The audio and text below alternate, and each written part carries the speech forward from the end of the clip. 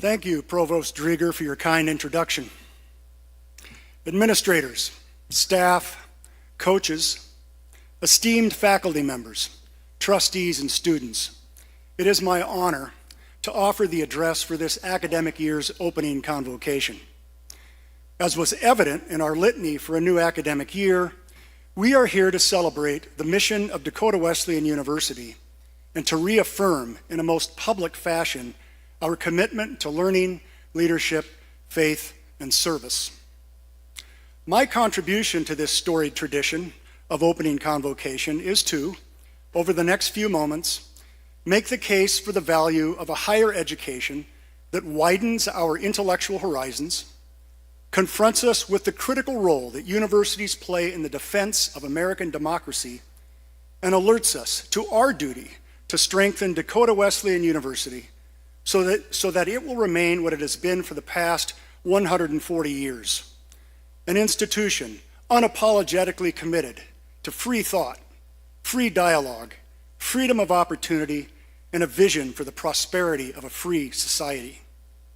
While my brief remarks are intended for the widest consumption, my target audience is the Wesleyan student body, and more specifically, those among you who are first-year students. A decade ago, had you told university personnel that their vocations and the institutions they serve would soon be facing unprecedented political pressure, that one day we would need to make the case for the value of higher education and the academic programs we provide for the lasting benefit of American society, we might have chuckled. The value of American universities, we would have said, is self-evident. America's universities are indispensable guardians of Western civilization, indispensable wellsprings of American values, indispensable centers of medical, scientific, and economics research, indispensable communities for the training of professionals in careers as diverse as accounting, graphic designing, nursing, education, and so on.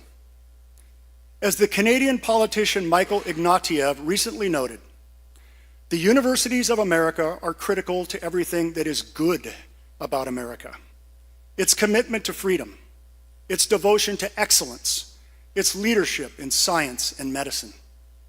Yet, Ignatieff was quick to add that when a university is attacked, everyone's freedom is attacked. And yet here we are, at this critical juncture in our history, when schools at all levels are under attack for allegedly having failed society. We are witnessing the freezing of federal grants for medical and scientific research, the intimidation and termination of university presidents, and the dismantling of universities' general education programs. State officials demand that middle schools and high schools do more to indoctrinate rather than educate their students. Books once banned in the Soviet Union are being banned by American school boards. Federal officials, who under the guise of defending the rights of some students, are aggressively restricting the First Amendment rights of students and faculty.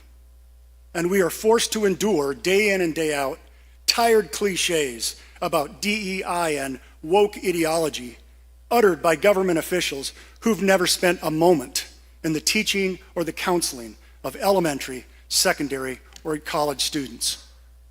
Some of the more opportunistic of these officials stoke divisions between those who have earned and have not earned four-year degrees, all the while stereotyping college students as spoiled freeloaders and their professors as unpatriotic brainwashers of American youth. At Dakota Wesleyan, we will not permit this unfortunate state of affairs to subvert our educational mission, nor diminish your campus experience. We will continue to offer a transformational education that nurtures democratic values in a free-thinking intellectual atmosphere wherein your development in the arts, the sciences, the professions, and in athletic competition remains our paramount concern.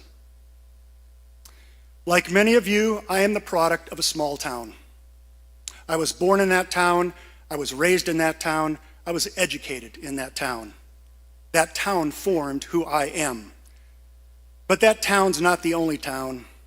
those good neighbors are not the only good neighbors. Those close friends are not the only close friends, and their perspectives are not the only perspectives. Students, you are here to broaden your perspectives. You are here to learn how to learn. You are here to learn how to distinguish empirical truth from misinformation, false narratives, irresponsible conspiracy theories, and cheap sloganeering. You are here to learn to avoid self-righteousness because it stifles learning. You are here to learn that the arts, the humanities, the physical sciences, and the social sciences are all essential to your understanding of human freedom.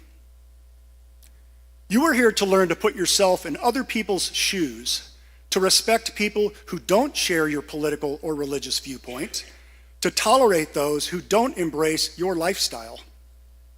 You are here to learn that, in the words of President Kennedy, civility is not a sign of weakness. And you are here to learn, in the words of St. Paul, to compete well, to finish the race, and to keep the faith. Ultimately, however, you are here to learn to appreciate that, in the words of the political philosopher Benjamin Barber, the fundamental task of education in a democracy is learning to be free. Freedom must never be taken for granted. We must never assume that freedom is a permanent condition, that freedom exists in some prepackaged, insulated state. It does not, and to think such thoughts is the height of foolishness. You must be vigilant, students, if you wish to inherit freedom.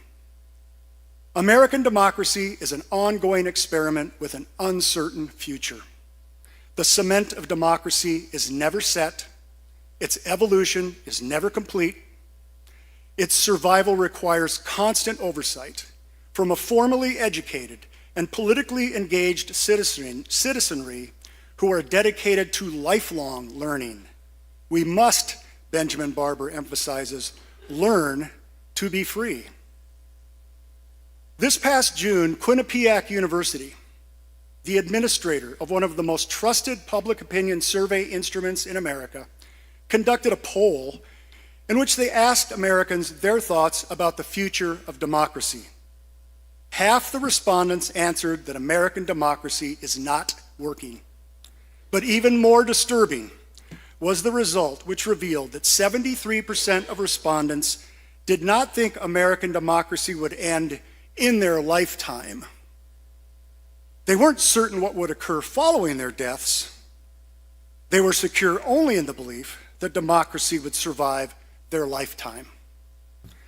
Crises of faith in democracy are not unheard of in our history. Some cases in point being the American Revolution, the Civil War, the Great Depression, World War II, and the McCarthy era.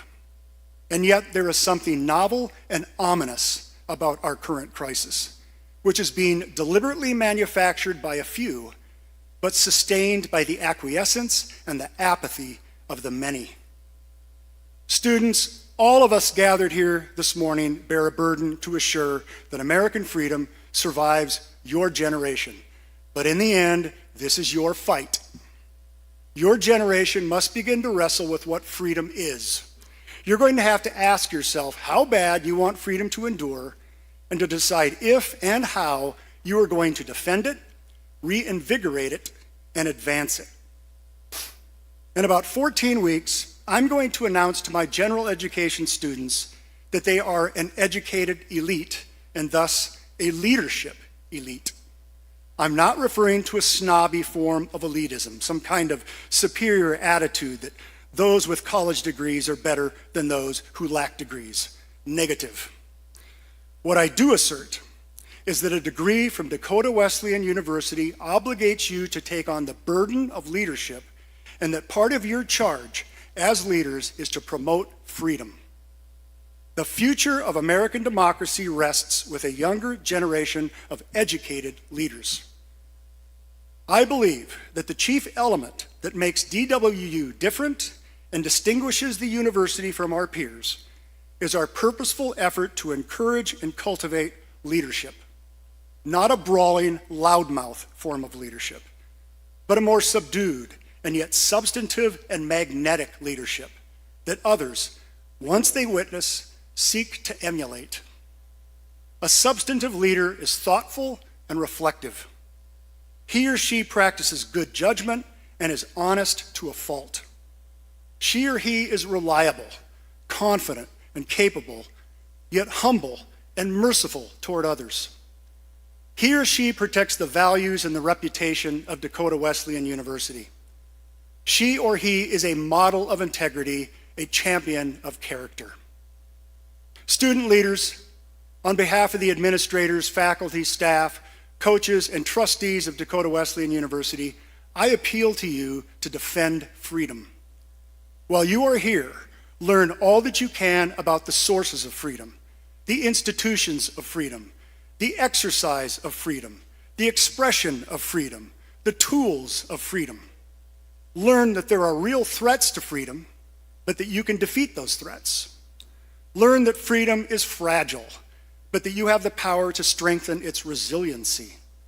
Learn how your particular field of study, your academic major, promotes freedom, and how you, as an expert in your field, may one day come to embody freedom. Out of respect for the 5 generations of Wesleyan students who have come before you, some of whom that fought and died in defense of your freedom, and for the many alumni who have selflessly advanced the cause of freedom in a myriad of ways, students, Tigers, I challenge you to learn how to be free so that you will remain free. Thank you.